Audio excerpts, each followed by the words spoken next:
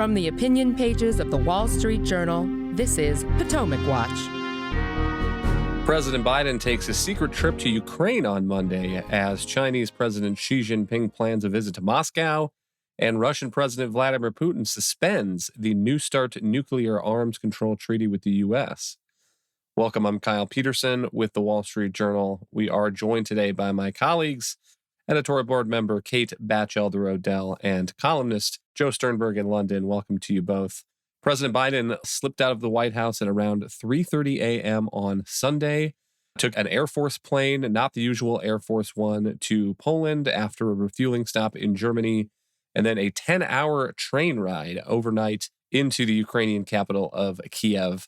Let's listen to a bit of what he said on Monday, explaining the aid that the U.S. has sent to help Ukraine repel the Russian invasion. We've committed nearly 700 tanks and thousands of armored vehicles, 1,000 artillery systems, more than 2 million rounds of artillery ammunition, more than 50 advanced launch rocket systems, anti-ship and air defense systems, all defend Ukraine, and that doesn't count the other $500 million we're announcing with you today and tomorrow. That's going to be coming your way. And that's just the United States in this piece. Biden is still over in Europe, in Poland. He took a little bit of a longer view on the invasion. Here's what he said this morning, our time. President Putin chose this war. Every day the war continues is his choice. He could end the war with a word. It's simple. If Russia stopped invading Ukraine, it would end the war.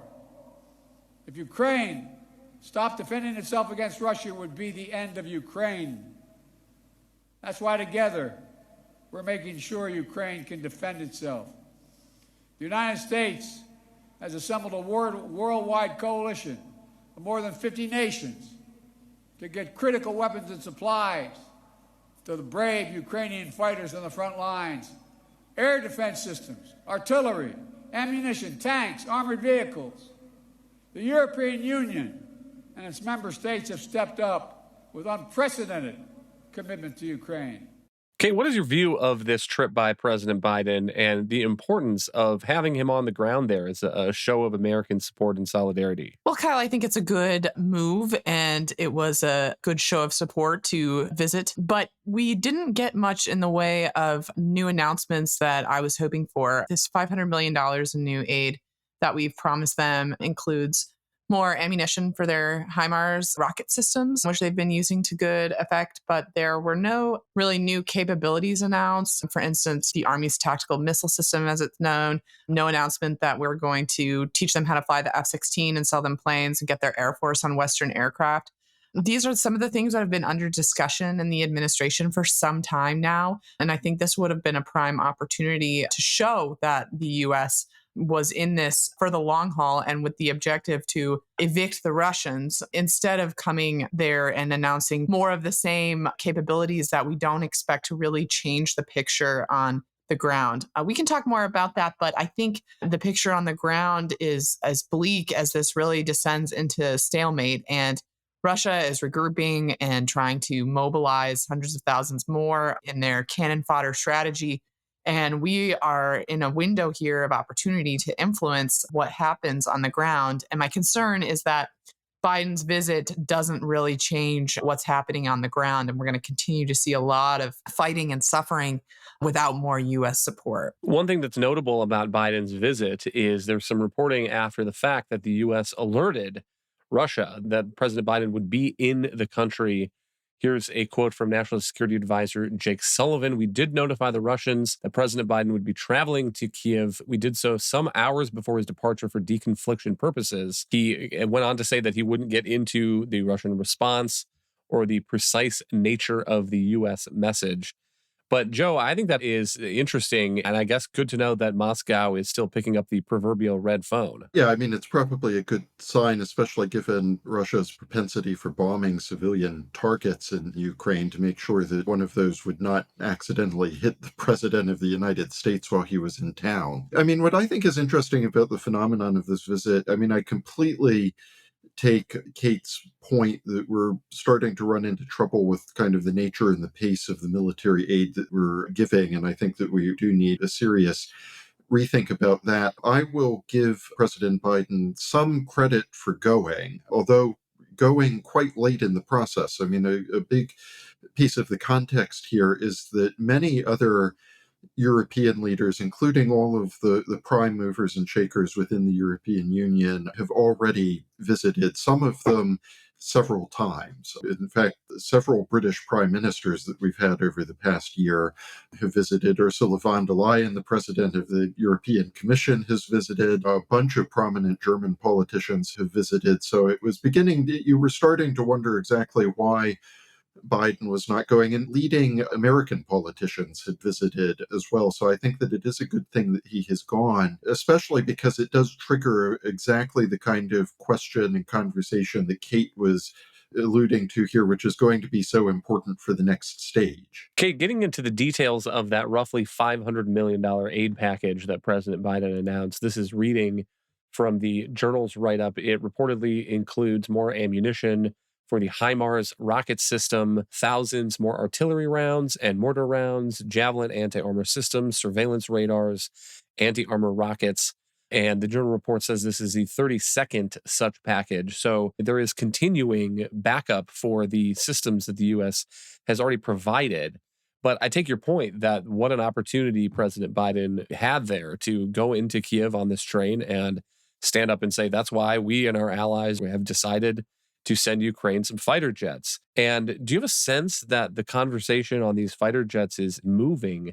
I mean, that has been the pattern throughout this almost year-long war, is the U.S. officials say that there's some reason that specific arm can't be provided, and lo and behold, 3 months later, they are sending those anyway and figuring out the complications like the training. Right, Kyle. So training F-16 pilots takes time, but we know that it's possible, and we could, if we had started a year ago, we'd have F-16 pilots by now. So, and there are a number of ways that you can get creative to do that if you really wanted to, employing contractors, for instance, training them at U.S. flight schools. It's a question of political will.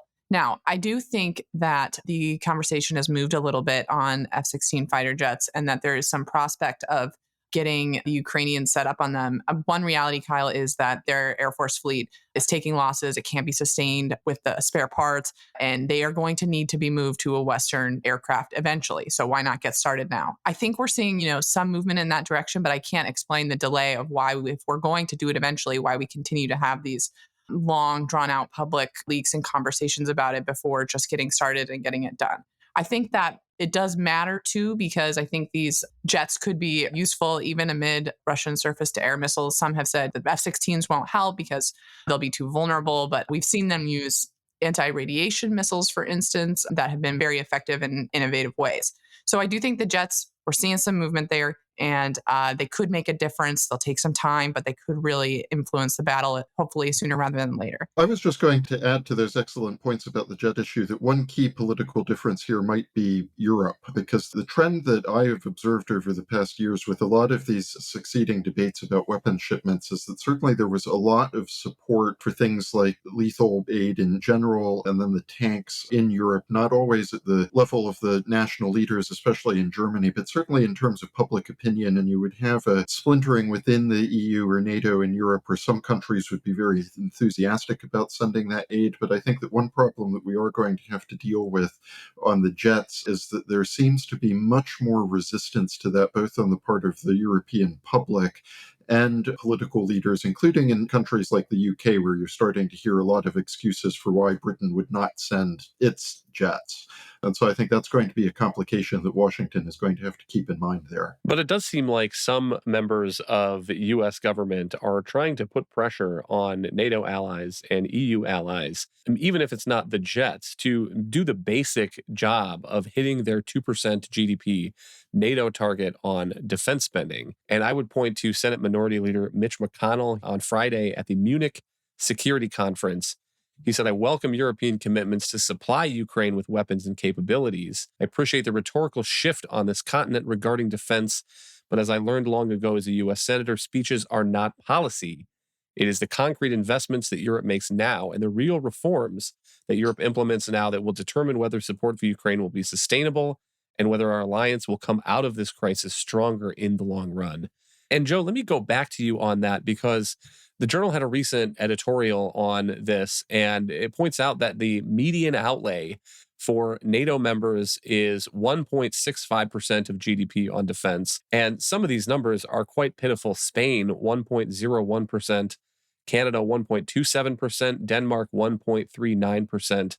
And I know there's been a huge debate in Germany about increasing that spending, and maybe some pledges made that are not yet being followed through on. But Joe, do you have a sense that that is starting to change as we look to going into the second year of this war? I mean, there have always been two problems with this NATO spending target, especially over here in Europe. And the first has been just getting people to agree to want to hit the target in the first place, which is sort of now the phase where you have a political recognition that they have to promise more vigorously to do that than they've done in the past. But that's a different thing from saying that it is actually going to happen, because, a lot of governments over here are facing a lot of fiscal pressures. I mean, they're having as much trouble getting their budgets to balance as Washington is.